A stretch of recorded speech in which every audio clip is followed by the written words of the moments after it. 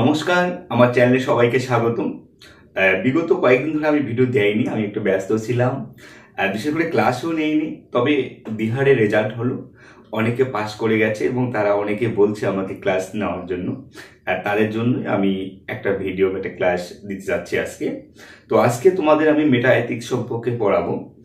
তো মেটা এথিক্স এটা নেটের সিলেবাসে আছে এবং তার সঙ্গে সঙ্গে বিহার যে পরীক্ষা দিতে যারা যাচ্ছ তাদেরও কাজে লাগবে, এবং যারা এসএসসির জন্য প্রিপারেশন নিচ্ছ তাদেরও এটা খুব কাজে লাগবে।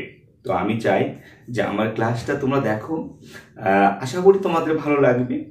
আর বিহারের রেজাল্ট হয়েছে, অনেকে পাস করেছে, আমার শুনে খুব ভালো লেগেছে। আর সত্যিই খুব ভালো লাগছে। আমি তাদের খুব কাছ থেকে জানতাম, চিনতাম, থোড়ি ছোটো মোটো হেল্পও করতাম, তাদের সবাই প্রায় পাস করে গেছে। এটা আমার খুব ভালো লাগছে। তো চলো কথা না বলে আজকে আমি তোমাদের বোঝাবো যে মেটা এথিক্স কি। অর্থাৎ আমরা নর্মেটিভ এথিক্স জানি, অ্যাপ্লাইড এথিক্স জানি, আজকে মেটা এথিক্স। এই বিষয়গুলো সম্পর্কে তোমাদের একটু ধারণা নিয়ে যাওয়াটা খুব ভালো, কারণ এই জন্য যে এগুলো থেকে কোশ্চেন দেয় এবং নেট পরীক্ষা তো থাকেই। আমি আশা করি যে বিহার যে পরীক্ষাটা হবে সেখানেও কিন্তু এখান থেকে কোশ্চেন দিবেই। তাই দেখো একটু, এই সমগ্র মেটা এথিক্সটা পড়াতে গিয়ে হয়তো 4-5 দিন সময় লাগতে পারে, কিন্তু আমি সেখানে খুব সংক্ষেপে একদিন একটা ক্লাসের মধ্যেই সেটা শেষ করতে চাচ্ছি আর কি। তাই খুব তড়িৎ গতিতে পড়াবো। আশা করি যারা পড়ো তারা খুব তাড়াতাড়ি বুঝতে পারবে। আর এটাই বলার আমার। আশা করি তোমাদের ভালো লাগবে এবং উপকার হবে। এখানে আপনার কন্ট্যাক্ট নাম্বারও দেওয়া আছে একটা, যদি কোনো অসুবিধা হয় আমার সঙ্গে যোগাযোগ করতে পারবো। ওকে, চলো আমরা একটু স্লাইড দেখে দেখে, এই ল্যাপটপে একটু স্লাইড দেখবো, স্লাইড দেখে দেখে পড়বো। চলো না, এখন গভীর রাত, কিন্তু আমার মনে হলো যে কিছু পড়াই। দেখো, অধিনীতিবিদ্যা আমি আজকে বলবো। তো অধিনীতিবিদ্যা কি? আমরা নীতিবিদ্যা সম্পর্কে প্রত্যেকেই জানি, ছোট থেকে পড়ে আসছি নীতিবিদ্যা। বিশেষ করে নীতিবিদ্যা বলতে আমরা নর্মেটিভ এথিক্সটাকেই বুঝে থাকি, কিন্তু actually applied ethics, normative ethics এবং মেটা এথিক্স তিনটা ভাগ আছে। তো আজকে আমরা মেটা এথিক্স সম্পর্কে পড়বো।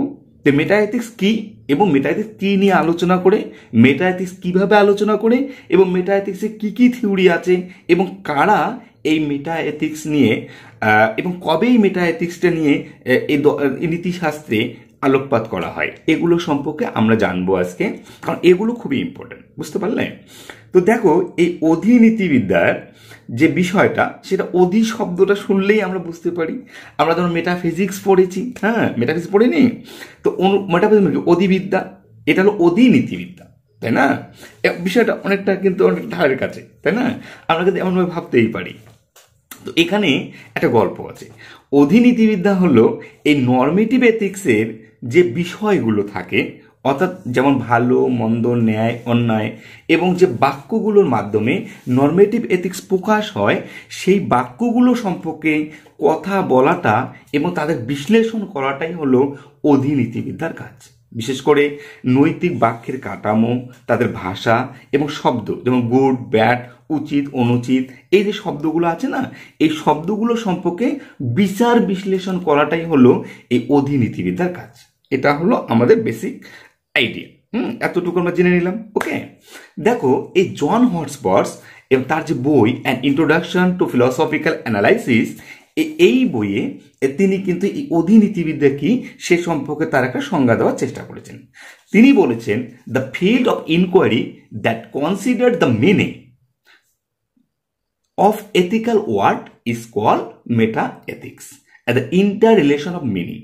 অর্থাৎ এই যে শব্দগুলো, কোন শব্দগুলো এই যে নর্মেটিভ এথিক্সে যে শব্দগুলো ব্যবহৃত হচ্ছে এবং তাদের সঙ্গে একটার সঙ্গে আরেকটা যে সম্পর্ক, ভালো ভালো, গুড, ব্যাড, তারপর উচিত, অনুচিত, এই যে শব্দগুলো যে ব্যবহার হচ্ছে এবং তাদের যে একটা ইন্টার রিলেশন আছে সেই শব্দগুলো সম্পর্কে, এবং এই যে বাক্যগুলো, নৈতিক বাক্যগুলো, এবং এগুলো সম্পর্কে এই যে কথা বলা এবং তাদের যে ইনকোয়ারি করা, যে কেন গুড শব্দটা গুড বা কেন ভালো মন্দ শব্দটাকে আমরা মন্দ বলবো, তো এই যেটা কোয়ারি, এটা সম্পর্কে কথা বলাটাই হলো এই মেটা এথিক্সের কাজ।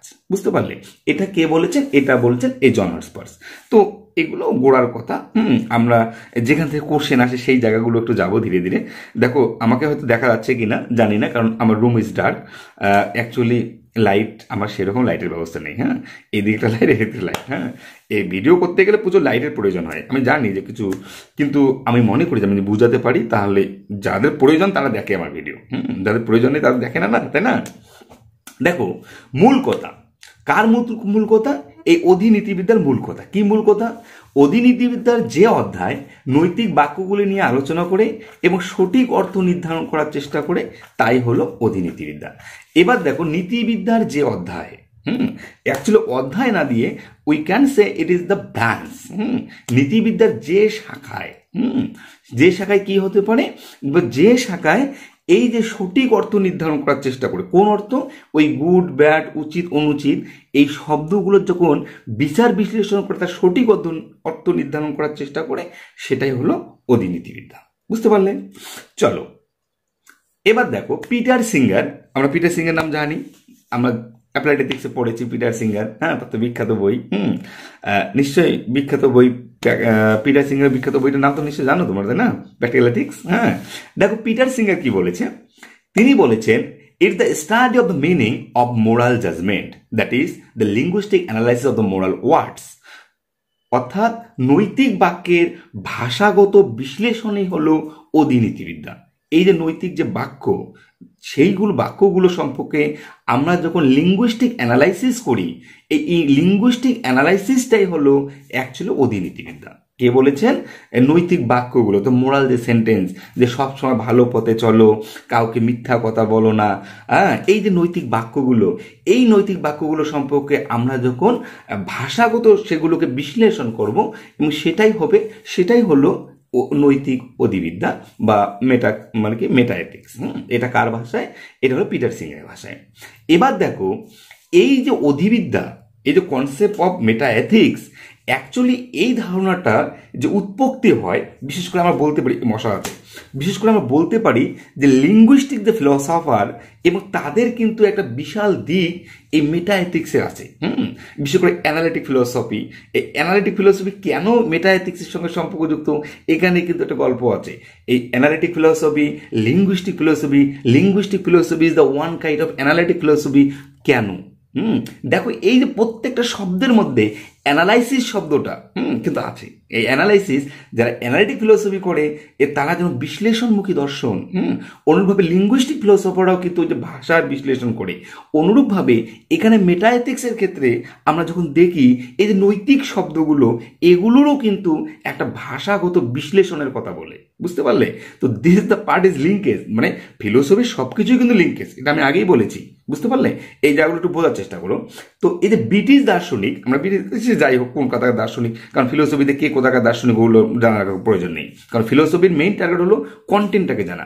এই জি.ই. মুর, তার যে প্রিন্সিপিয়া এথিকা বলে একটা বই আছে, এবং সেই বইয়ে কিন্তু সর্বপ্রথম তিনি এই অধিবিদ্যা, মানে ভালো মন্দ, এই যে শব্দগুলো যা আছে না, এই শব্দগুলোর কিন্তু তিনি একটা বিশ্লেষণ দেওয়ার চেষ্টা করেছিলেন। তাহলে বলতে গেলে অ্যাকচুয়ালি এই যে মেটা এথিক্সের যে জন্ম, বা মেটা এথিক্স সম্পর্কে এই যে ভাবা যায় যে ভালো শব্দটা কি, মন্দ শব্দটা কি, এই ভাবনাটা এটার কিন্তু ডিরাইভ করে এই জি.ই. মুরের প্রিন্সিপিয়া এথিকা নামক বই থেকে।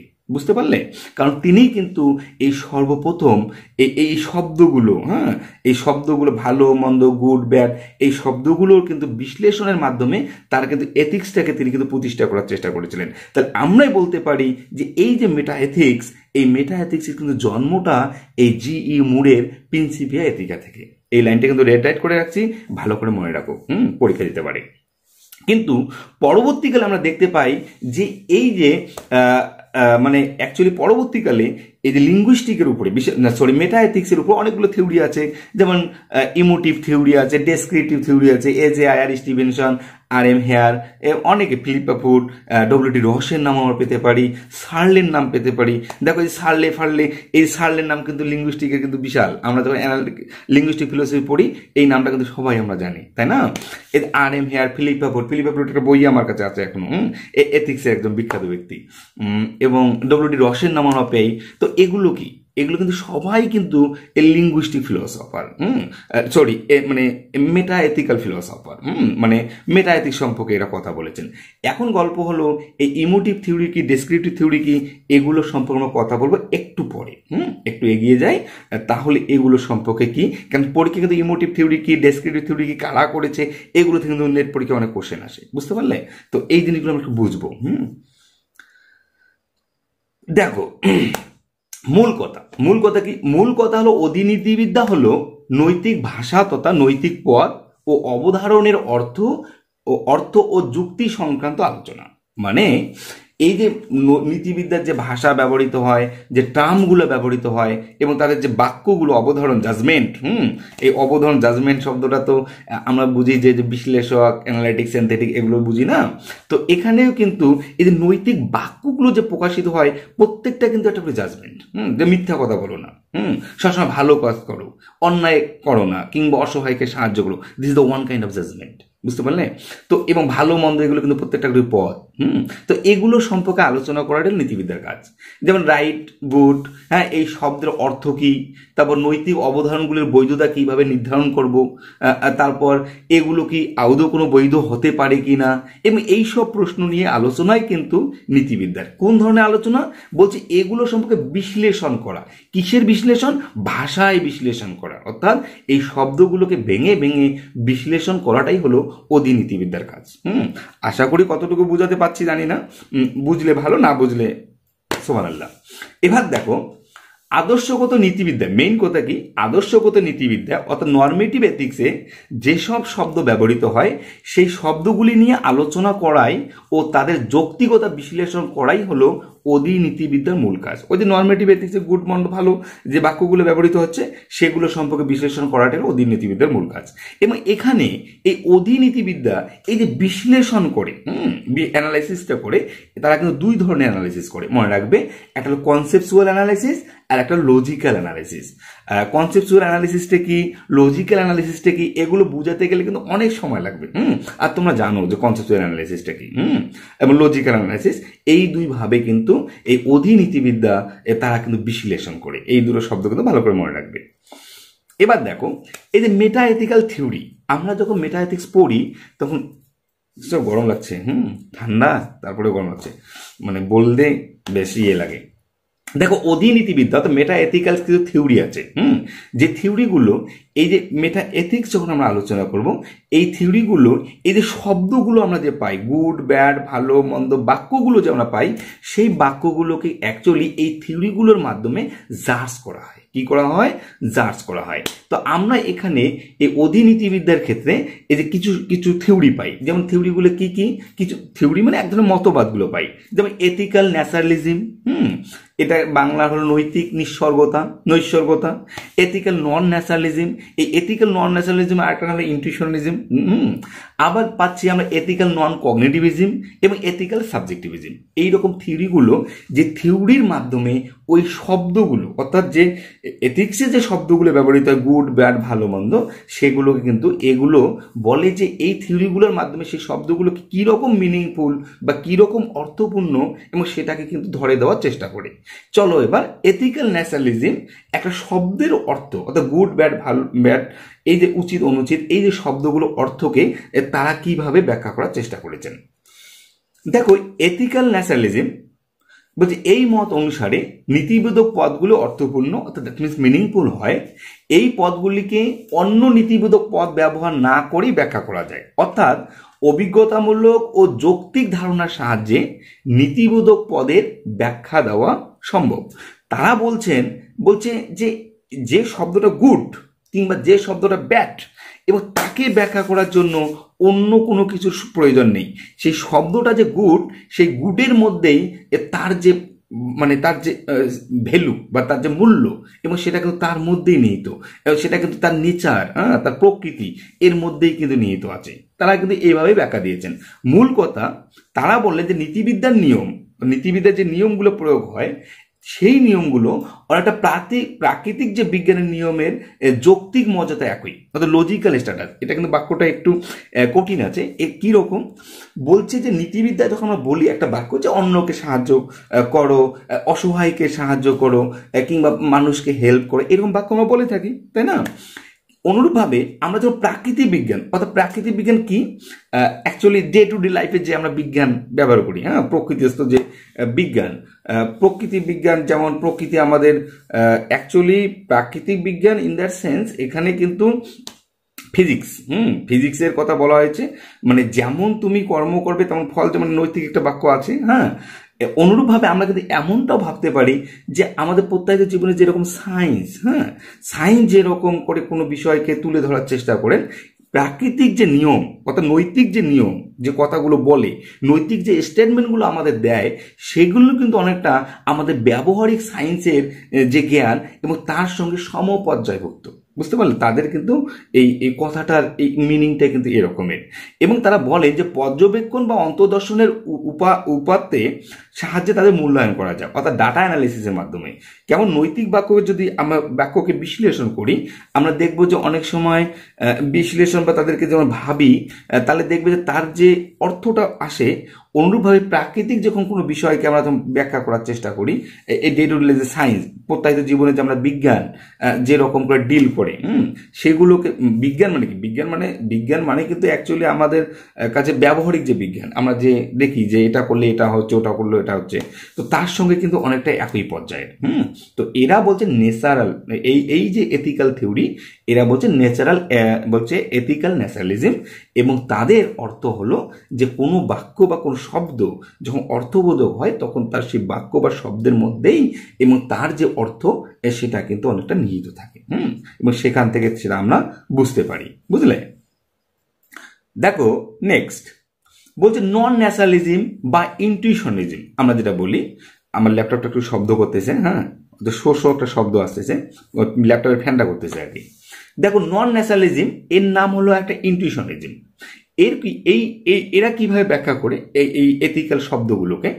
এরা বলছে এই মত অনুসারে নীতিবোধক পদগুলি অর্থপূর্ণ এবং এই পদগুলি বর্ণ বা আকৃতির মতো কোনো পর্যবেক্ষণ যুক্ত গুণের নাম নয়। মানে যেটা ন্যাচারালিজম যেভাবে ব্যাখ্যা করার চেষ্টা করলো, তার এগেনস্টে এসে তারা এই কথাটা বললো। এবং তাদের মূল কথা কি?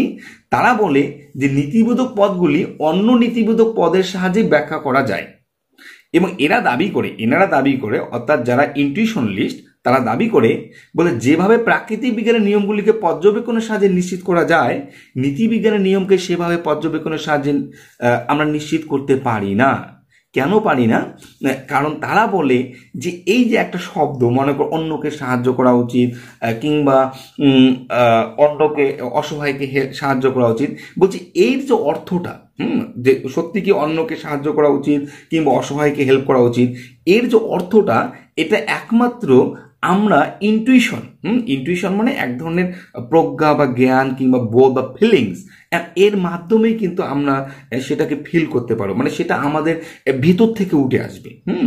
সেটা এই যে নীতিকল বাক্যগুলো, এথিক্যাল স্টেটমেন্টগুলোর যে মিনিংটা, সেটা কিন্তু এক্সটার্নাল ওয়ার্ড থেকে নয়। এবং সেটা ওই যে কাউকে দেখে আমরা বললাম যে অন্যকে ভালো করলে সেটা ভালো হয়, অন্যকে দেখে বললাম, অমনটা কিন্তু নয়। যদি সত্যি ওই অন্যকে সাহায্য করা উচিত, এই যে শব্দটার অর্থ, এটা তোমার মধ্যে থেকে অলরেডি তুমি সেটাকে ডিরেক্টলি রিকগনাইজ করতে পারবে। দেখো ইনটিউশনালিজম।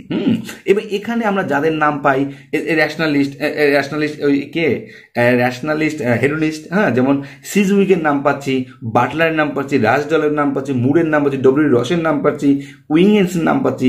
এরা কিন্তু সবাই এই ইনটিউশন, তারা বলে যে এথিক্যাল বাক্যের যে অর্থ, সেটা কিন্তু পর্যবেক্ষণের মাধ্যমে আসবে না, সেটা কিন্তু একজন ব্যক্তি এটাকে ফিল করতে পারবে বা ইনটিউশনের মাধ্যমে এর অর্থটাকে বোধ করতে পারবে। তো এরা এইরকম যারা কথা বলেন, তারা হলেন নন ন্যাচারালিজম, এবং যাদের আর একটা নাম হলো ইনটিউশনালিজম। ওকে, চলো এবার নেক্সট স্লাইড। এবার দেখো নন কগনিটিভিজম কি? এরা বলে এই মত অনুসারে যে নীতিবোধক বাক্যগুলি সত্য বা মিথ্যা অভিজ্ঞতামূলক বা যৌক্তিক ধারণার সাহায্যে নৈতিক সংজ্ঞায়িত করা যায় না। সেক্ষেত্রে নৈতিক বাক্য বক্তার মনোভাবের প্রকাশ, শ্রোতার মনোভাব এর পরিবর্তন, নৈতিক ঘোষণা, উপদেশ দান প্রভৃতির উপর নির্ভর করে। অর্থাৎ তারা বলছেন যে দেখো ভাই, যে একটা নৈতিকবোধক বাক্য অর্থপূর্ণ তখনই হবে যখন সেটা আমাদের কাছে কি করবে, যে আমার পজিশন, আমার পজিশন, আমার তারপর সেই পরিপ্রেক্ষিত, এবং সব কিছুর উপর ভিত্তি করে একটা এথিক্যাল বাক্য বা এথিক্যাল শব্দ, এবং সেটা ভালো শব্দটা যখন ওই এসপেক্টিভে ব্যবহৃত, মানে ওই পার্সপেক্টিভ ব্যবহৃত হবে, তখনই সেটা ভালো। ভালো মানে সব জায়গায় সেটা একটা শব্দ যেটা ভালো, মনে করো ভালো বলে একটা শব্দ আছে, সেটা সব জায়গায় ভালো এমনটা নয়। মনে করো একটা কথা আমি বললাম এক অর্থে ভালো, এই জায়গার পরিপ্রেক্ষিতে সেটা ভালো হলো, অন্য জায়গার পরিপ্রেক্ষিতে সেটা খারাপও হতে পারে। তো এরা কিন্তু এই যে নন কগনিটিভিজম, এরা কিন্তু এরকম একটা ব্যাখ্যা দেওয়ার চেষ্টা করে। চলো এবার দেখো আর একটা মতবাদ আছে, সেটা এথিক্যাল সাবজেক্টিভিজম। এদের গল্পটা কি, এরা যেমন এথিক্যাল ন্যাশনালিজমের মতো ব্যক্তি সর্বস্ববাদও একটি অর্থে এটাও কিন্তু ডেসক্রিপটিভ থিওরি বা বর্ণনামূলকের ব্যাখ্যা দেয়। এরা বলছে যে দেখো ভাই, ওই নৈতিক শব্দ অর্থপূর্ণ কিংবা ভালো শব্দের অর্থ ভালো, কিংবা মন্দ যেটা সেটা হলো মন্দ। এই যে নৈতিক বাক্য বা শব্দগুলোর অর্থ কিন্তু অনেকটা ওই ডেসক্রিপশনের মতোই, কিন্তু এখানে এই যে ব্যক্তির একটা দিক থেকে যাচ্ছে। কিরকম বলতে, এই যে নৈতিক ব্যক্তি সর্বস্ববাদ, এথিক্যাল সাবজেক্টিভিজম, এই মতের অ্যাকচুয়ালি প্রবক্তা হলেন দার্শনিক ইউইং। তো ইউইং তিনি কিন্তু নবরূপ দিয়েছেন। এই যে দার্শনিক ইউইং, তার মূল বক্তব্য হলো যে নৈতিক বিচার আর মনোবৈজ্ঞানিক বাক্যের মধ্যে কোনো প্রভেদ নেই।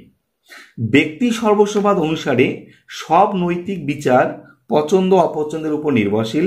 ব্যক্তিগত পছন্দ অপছন্দের উপর নৈতিক কাজের ভালো তো মন্দত্ব নির্ভর করে। অর্থাৎ এই যে একটা শব্দ যেটা ভালো কিংবা অসহায়কে সাহায্য করা উচিত, মিথ্যা কথা বলা উচিত নয়, তো এগুলো কিন্তু যেমন একটা অবজেক্টিভ দিক আছে, তেমনি একটা সাবজেক্টিভ দিকে থাকে। তখন একটা সাবজেক্টিভের তার কিন্তু একটা দিক, সেখানে কিন্তু ব্যক্তিগত পছন্দ অপছন্দ এখানে একটা কাজ করে, এবং তার পরিপ্রেক্ষিতে ওই শব্দটা কিন্তু তার পরিপ্রেক্ষিতে ভালো বা খারাপ হিসাবে এটা ধরা দেয়। তাহলে এই শব্দগুলোর অর্থ বা মিনিং এভাবেই আমরা কিন্তু বিশ্লেষণ করতে পারি। তো এমন কিন্তু আমরা কয়েকটা থিওরি এই মেটা এথিক্সে আমরা খুঁজে পাই। তো নৈতিক ব্যক্তি সর্বস্ববাদ বলতে আমরা দার্শনিক ইউইং এর বক্তব্যটা কিন্তু বেশি করে দেখি আর কি। চলো এবার নেক্সট স্লাইড। তো বলছিলাম যে পুরো ক্লাসটা নেওয়া সত্যি একসঙ্গে খুব কঠিন কাজ, কিন্তু চালিয়ে যাই। দেখি 10 মিনিটের মধ্যে শেষ করছি। দেখো, ভাষা, বাক্য ও নৈতিকতা, ল্যাঙ্গুয়েজ, সেন্টেন্স অ্যান্ড এথিক্স।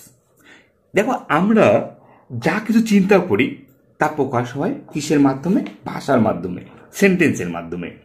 এবং এই সেন্টেন্সের মাধ্যমেই কিন্তু আমরা এথিক্যাল বাক্যগুলোকে এক্সপ্রেস করি বা প্রকাশ করি। তো ডেফিনেটলি এই যে লিঙ্গুইস্টিক ফিলোসফাররা, এবং তারাই কিন্তু এই নৈতিক বাক্যের বিশ্লেষণ করে এবং তাদের একটা নিজস্ব মত দেওয়ার চেষ্টা করেছেন। এটা আমি একটু আগেও বলেছিলাম।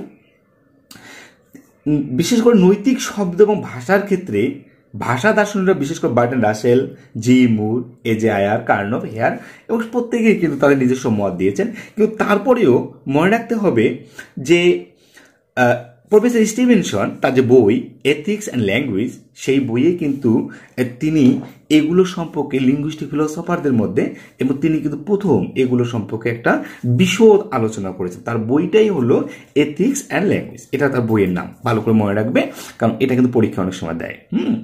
দেখো, আমরা সাধারণত প্রত্যেক জীবনে 5 রকম বাক্য পাই, তাই না? কিন্তু স্টিভেনসন এবং তিনি কিন্তু 4 রকমের বাক্যের কথা বলেছে। অ্যাকচুয়ালি প্রত্যেক জীবনে এক্সক্লেমেটরি বাক্যটাকে তিনি বাদ দিয়েছেন। কিন্তু তারপরেও তিনি কিন্তু 4 রকম বাক্যের উপর বলছেন যে আমরা প্রত্যেক জীবনে 4 রকম বাক্য কিন্তু দেখতে পাই আর কি। তো এরকম এই 4 রকম বাক্যও যেমন আমরা প্রকাশ করি প্রত্যেক জীবনে, ওই রকমভাবে অনুরূপভাবে আমার যে এথিক্যাল বাক্যগুলো বা এথিক্যাল স্টেটমেন্টগুলো কিন্তু এভাবে এই 4 রকম সেন্টেন্সের মাধ্যমেই প্রকাশিত হয়। মানে এথিক্যাল স্টেটমেন্টগুলো 4 রকম বাক্যের মাধ্যমে প্রকাশিত হয়। যেমন আমরা এই বর্ণনামূলক বাক্য খুঁজে পাই, যেটাকে আমরা ডেসক্রিপটিভ ল্যাঙ্গুয়েজ বলি বা ডেসক্রিপটিভ সেন্টেন্স বলি, অনুজ্ঞা প্রেসক্রিপটিভ ল্যাঙ্গুয়েজ বলি, অনুজ্ঞাসূচক বাক্য, আবেগ ইমোটিভ ল্যাঙ্গুয়েজ বলি, আবেগসূচক বাক্য আমরা দেখি, এবং ইন্টারোগেটিভ সেন্টেন্স বা ইন্টারোগেটিভ ল্যাঙ্গুয়েজ আমরা কিন্তু প্রত্যেক জীবনে এগুলো কিন্তু ব্যবহার করি, তাই না? এই বাক্যগুলোর মাধ্যমে কিন্তু এথিক্যাল স্টেটমেন্টগুলো কিন্তু প্রকাশিত হয়। প্রচুর মশা, থাকা যাচ্ছে না, প্রচুর মশা। রাত্রি অ্যাকচুয়ালি এখন 2টো বাজে। তো দেখো, ডেসক্রিপটিভ ল্যাঙ্গুয়েজ, এই ডেসক্রিপটিভ ল্যাঙ্গুয়েজটা কি, অ্যাকচুয়ালি ডেসক্রিপটিভ বাক্যটা কি সেটা আমরা বুঝবো। বলতে ডেসক্রিপটিভ বাক্যের ক্ষেত্রে বলছে কোনো কিছুর কি হয়, কোনো কিছুর বিবরণ দেওয়া হয়, মেইন কথা। এইরকম বাক্য, ডেসক্রিপটিভ বাক্য আমরা যেগুলো পাই সেগুলো সত্য মিথ্যা হতে পারে। যেমন মেঘ করলে বৃষ্টি হয়, ঘাসের রং সবুজ, এগুলো কি, এইগুলো বাক্যের মাধ্যমে বক্তা যখন এইগুলো বাক্য বলে তখন কিন্তু কোনো কিছু করে বর্ণনা করে, সেই বর্ণনা কিন্তু সত্য হতে পারে আবার মিথ্যা হতে পারে।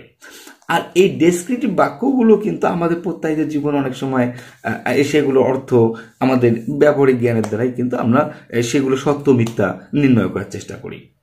বিশেষ করে এথিক্যাল ইন্টুইশনালিস্ট যারা, নৈতিক সজ্ঞাবাদী, তারা মনে করেন নৈতিক বাক্য মানে এই যে নৈতিক যে বাক্যগুলো, যেমন ভালো কাজ করা উচিত, অন্যায়ের প্রতি কারোর প্রতি অন্যায় করা অনুচিত, তো এই বাক্যগুলো কি এথিক্যাল ইন্টুইশনালিস্ট যারা তারা কিন্তু বলেছেন যে দেখো ভাই, এই যে নৈতিক বাক্যগুলো কিন্তু বর্ণনামূলক, নৈতিক বাক্য মাত্রই বর্ণনামূলক।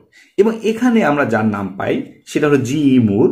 ইনি কিন্তু বলেছেন যে তার যে বই যে প্রিন্সিপিয়া এথিকা, এবং সেখানে তিনি বলেছেন যে নৈতিক বাক্য মাত্রই কিন্তু বর্ণনামূলক। এবং বিভিন্ন বর্ণনাগুলিকে যেমন অভিজ্ঞতার সাহায্যে সরাসরি জানা যায়, ভালো মন্দ প্রভৃতি অমূর্ত ধর্মেরও তেমনি অপরোক্ষ সাক্ষাৎ হয়, এবং আমাদের বিবেক বা সজ্ঞার ইনটিউশনের মাধ্যমে সাক্ষাৎভাবে ওই ধর্মকে আমরা প্রত্যয় করতে পারি। মানে ইনি বলছেন যে ভালো মন্দ এগুলো তো বিমূর্ত বা অ্যাবস্ট্রাক্ট ওয়ার্ড, তো এই শব্দগুলোর কিন্তু অর্থ বা মিনিং আমাদের কাছে বোধগম্য হয়। কিরকম, যেমন বিভিন্ন বস্তুগুলোকে দেখে আমরা তাদের একটা অর্থ নির্ধারণ করার চেষ্টা করি, অনুরূপভাবে ভালো মন্দ এগুলো মানে বিবেক বা ইনটুইশনের মাধ্যমে এই শব্দগুলো অর্থ আমরা জানতে পারি। কিন্তু প্রত্যেকটাই এথিক্যাল স্টেটমেন্ট কি, প্রত্যেকটা এথিক্যাল স্টেটমেন্ট হলো ডেসক্রিপটিভ। কে বলবেন, অ্যাকচুয়ালি আমরা জি.ই. মুর তার প্রিন্সিপিয়া এথিকা এরকম কিন্তু বর্ণনা খুঁজে পাই। বুঝতে পারলে? এবার দেখো, আমরা অনুজ্ঞাসূচক বাক্য বা প্রেসক্রিপটিভ ল্যাঙ্গুয়েজ, অনুজ্ঞা মানে আদেশ সূচক বা এরকম বাক্য খুঁজে পাই। তো কি এই আদেশ সূচক বাক্যটা কি? বলছে এই জাতীয় বাক্য আদেশ অনুরোধ প্রকাশ করে, যেমন দরজা বন্ধ করো, মিথ্যা কথা বলো না, এই জাতীয় বাক্য হলো সত্য বা মিথ্যা, এগুলোকে কিছুই বলা যায় না। দরজা বন্ধ করো, এখানে সত্য মিথ্যা আমরা কেউ বুঝতে পারবো না, কিংবা মিথ্যা কথা বলো না। বলছে এই যে অনুজ্ঞাসূচক যে বাক্য, এগুলো বাক্যের মাধ্যমে আমরা কিন্তু কোনো কিছুই সেগুলো সত্য মিথ্যা খুঁজে পাই না। কিন্তু আমরা কি পাই?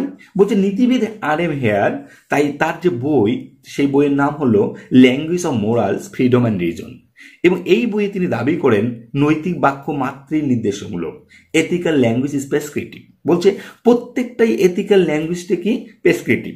একজন ডাক্তার যেমন প্রেসক্রাইব করে, যে তোমার কারো অসুখ হলে বলে যে এই বাবা তোমার এটা খাওয়া উচিত, এটা অনুচিত, এই ওষুধটা খেয়ে নাও, একটা প্রেসক্রিপশন দেয়। সেই প্রেসক্রিপশনের আমরা কখনো মিথ্যা সত্য এগুলো কিন্তু কখনো আমরা যাচাই করতে পারি না, জাস্ট এগুলো আমাদের কিন্তু প্রেসক্রাইব করে দিচ্ছে।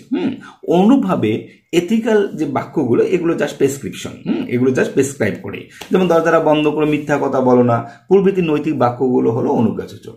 এবং হেয়ারের মতে নৈতিক বিধানগুলির প্রধান কাজ হলো মানুষকে নৈতিক ব্যাপারে গাইড করা। এবং তিনি আরেকটা শব্দ বলেছেন যে দেখো ভাই, আর.এম. হেয়ার তিনি বলেছেন যে নৈতিক যে বাক্যগুলো এগুলোর কাজই হলো মানুষকে গাইড করা, অন্যথায় কিছু নয়।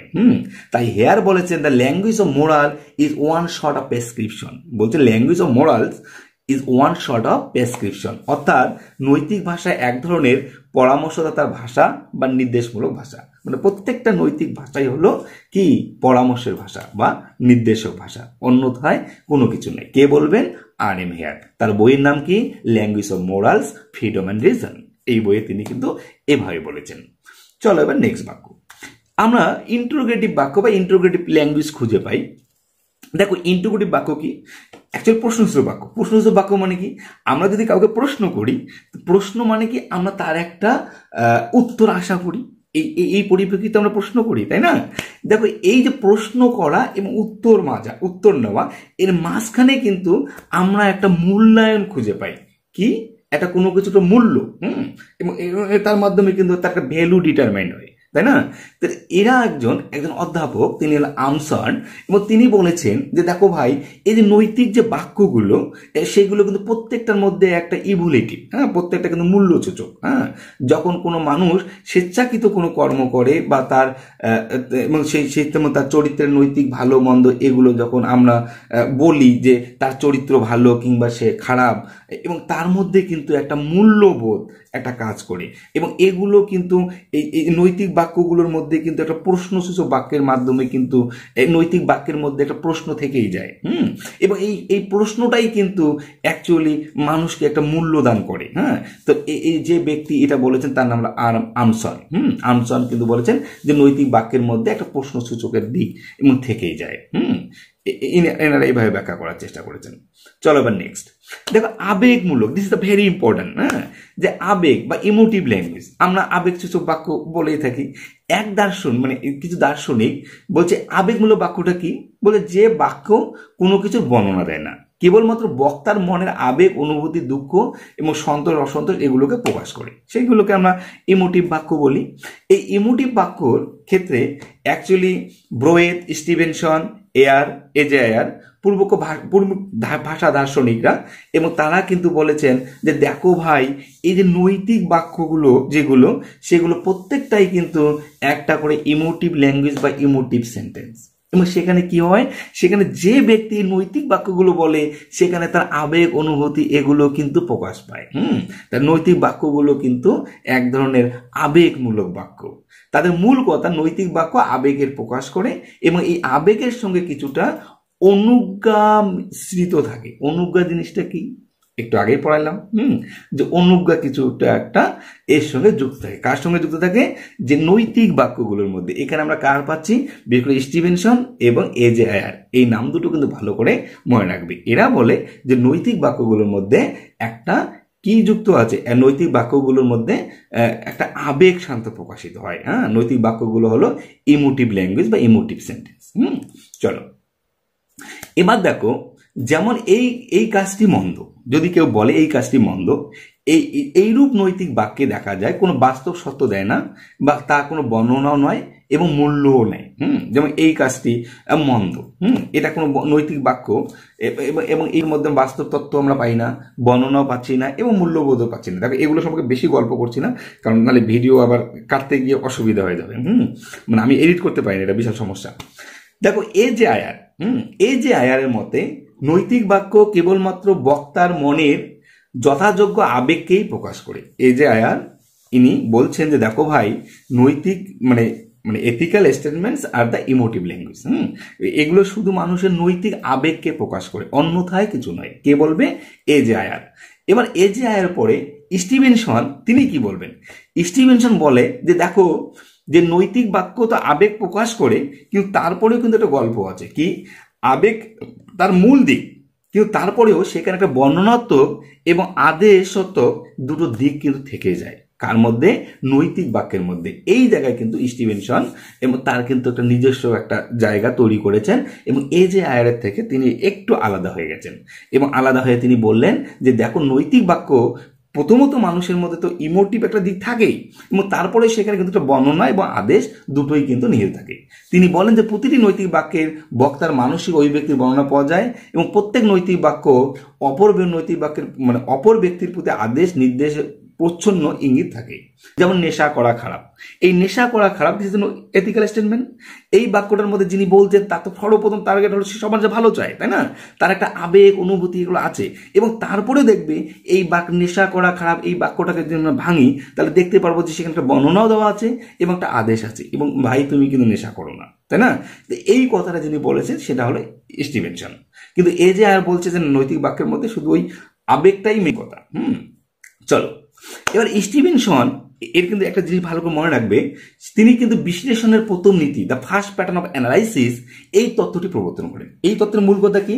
তিনি বলেন যে নৈতিক কর্মের মধ্যে তো আদেশ এবং বর্ণনা থাকলেও নৈতিক কর্মের মধ্যে কিন্তু প্রথম যে বিষয়টা সেটা কিন্তু আবেগটাই বেশি প্রাধান্য পায়, অর্থাৎ নৈতিক বাক্যগুলো কিন্তু আবেগমূলক, মানে আবেগপ্রবণ। হ্যাঁ, কে বলছেন? স্টিভেনসন। এবং এবং তাদের ফার্স্ট প্যাটার্ন অফ অ্যানালাইসিস, এই কথাটা কিন্তু ভালো করে মাথায় নিতে হবে, বুঝতে পারলে? এবার দেখো, তারপরে আরেকজন ব্যক্তি আছে, R M. Hare and Braithwaite. R M. Hare and Braithwaite বলেন যে নৈতিক বাক্যের মধ্যে শুধু আবেগের দিকটি নয়, অন্য কিছু উপাদানও মিশ্রিত থাকে। এই অতিরিক্ত বিষয়টি বিষয়গত ধর্মরূপে স্বীকার করেছেন। অ্যাকচুয়ালি আর.এম. হেয়ার এই বেটা আবার কি করলো, তিনি তো ওদের সঙ্গে, ইনিও একজন ইমোটিভ, ইনি বলার পরেও তিনি বলছেন, দেখো ভাই, যে আবেগ তো আছে কিন্তু তার সঙ্গে কিন্তু আরো কিছু আছে। সেই জিনিসটা কি? তিনি তখন বললেন যে একটা বিষয়গত ব্যাপার এবং তার মধ্যে আছে। এখানে কিন্তু ন্যাশনালিজমের একটা ছাপ আমরা কিন্তু লক্ষ্য করি। ওয়াটারমার্ক তিনি কি বলবেন? তিনি বলবেন যে নৈতিক বাক্য আবেগ প্রকাশ, নৈতিক বাক্যে আবেগ প্রকাশ বাক্য বলেছেন, এবং তিনি মনে করেন যে আবেগ নৈতিক বিচারে মানসিক সত্য, যা না থাকলে নৈতিক বাক্যের মূল্য হয়ে আসে না। অর্থাৎ তিনি বলবেন যে নৈতিক বাক্যের মূলেই কিন্তু আবেগ, যদি আবেগ না থাকে তাহলে নৈতিক বাক্যের কিন্তু কোনো মূল্যায়নেই আমরা করতে পারবো না। কে বলছেন? ওয়াটারমার্ক। চলো এবার দেখো, এটা বড়। দার্শনিক ইউইং আবার সবগুলোর মধ্যে সমন্বয় সাধন করেছেন। দার্শনিক ইউইং বলছেন যে নৈতিক বাক্যগুলো ইমোটিভও হতে পারে, ডেসক্রিপটিভ হতে পারে, ইভ্যালুয়েটিভ হতে পারে এবং প্রেসক্রিপটিভ হতে পারে, এবং এই কথা বলে তিনি ছেড়ে দিয়েছেন। কিন্তু একটা জিনিস আপনাদের ভালো করে মনে রাখতে হবে, লজিক্যাল পজিটিভিস্ট অর্থাৎ যৌক্তিক প্রত্যক্ষবাদী এবং তাদের মতে ভালো মন্দ বিশেষণযুক্ত নৈতিক বাক্য অভিজ্ঞতা দ্বারা যাচাই করা যায় না। তাদের মধ্যে নৈতিক বাক্য কোনো জ্ঞান প্রদান করে না এবং সেগুলিকে সত্য বা মিথ্যা কোনো আখ্যাই দেওয়া যায় না। তাদের মতে নৈতিক বাক্যকে সঠিক করতে বাক্যই বলা যায় না।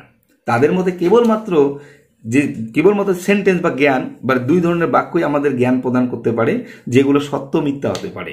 এবং তারা বলছেন যে অ্যানালিটিক স্টেটমেন্ট যদি হয় এবং তাহলেই সেটা জ্ঞান প্রদান হতে পারে, অথবা যে অভিজ্ঞতা দ্বারা যাচাইযোগ্য বাক্য, যে ইম্পিরিক্যালি ভেরিফাইবল স্টেটমেন্ট। এবং অ্যাকচুয়ালি জানো তো লজিক্যাল পজিটিভিস্টরা ভেরিফিকেশন থিওরির কথা বলবে, তো ডেফিনেটলি অ্যাকচুয়ালি তারা কিন্তু এথিক্যাল স্টেটমেন্টগুলো কিন্তু এর মাঝখানে ফেলতেই চাননি। কারা? লজিক্যাল পজিটিভিস্ট যারা, এবং তারা কিন্তু এই এথিক্যাল যে স্টেটমেন্টগুলো, এবং তারা কিন্তু সেই অর্থে কোনো জ্ঞান প্রকাশক বাক্যই বলে তারা কিন্তু স্বীকার করেন না। চলো, টাইম নেই। এবার দেখো নেক্সট, শেষ। যাক, এতটুকুই। ভালো লাগলে ভালো দেখো, আর চ্যানেল সাবস্ক্রাইব করো, বন্ধুদের মধ্যে শেয়ার করো। যদি ভালো হয় তাহলে আমার ইন্টারেস্ট জাগবে, এই রাত জেগে ভিডিও বানা, আর অন্যথায় কিছুই নয়, বুঝতে পারলে? হয়তো আমাকে দেখতে পাচ্ছ না, কারণ অন্ধকার আমার ঘর। আমি এভাবে পড়াই, জানি না আমার কথাটা কতটুকু তোমাদের কাছে পৌঁছাতে পারছে। ভালো হলে ভালো, তবে ভালো করে পড়ো। আমি চাই যে সবাই বেশ চাকরির জন্য চাকরির জন্য প্রিপারেশন নাও। আর আমি কতটুকু জানি আমি জানি না, তবে যতটুকু জানি, যতটুকু বুঝি, ততটুকু খুব সংক্ষেপে বলার চেষ্টা করি। এগুলোর জন্য আমি 4 থেকে 5 দিন ক্লাস নিই। তবে এগুলো বোঝা যাবে, কারণ এগুলো কিন্তু সহজ জিনিস নয় ভাই, এগুলো কিন্তু কঠিন। চলো, বাই বাই।